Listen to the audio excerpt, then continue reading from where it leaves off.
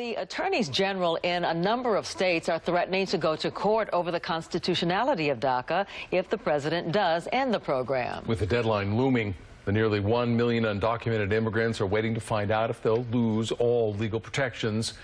KRON-TV's Washington correspondent Alexandra Limon spoke to one dreamer planning a hunger protest in the nation's capital. I'm documented, so... 27-year-old Misael Garcia was brought to the U.S. illegally when he was 13. He's currently protected from deportation because of DACA.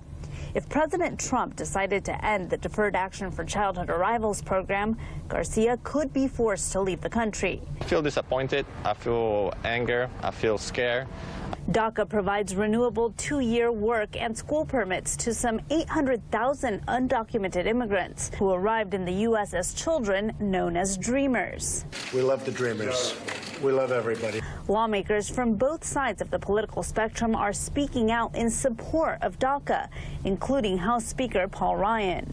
Garcia is joining dozens of others like him traveling from around the country to D.C. to take part in a 4-day hunger strike starting Tuesday.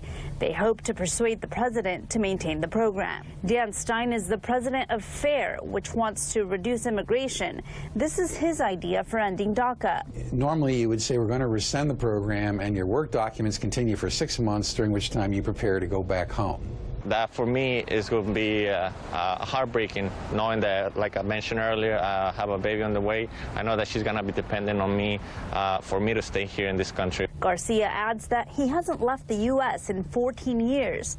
For him, this is home. And that's the case for most DACA recipients.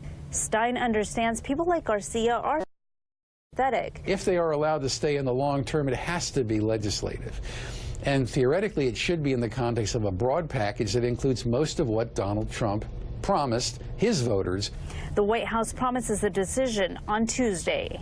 In Washington, Alexandra Limon, KRON 4 News.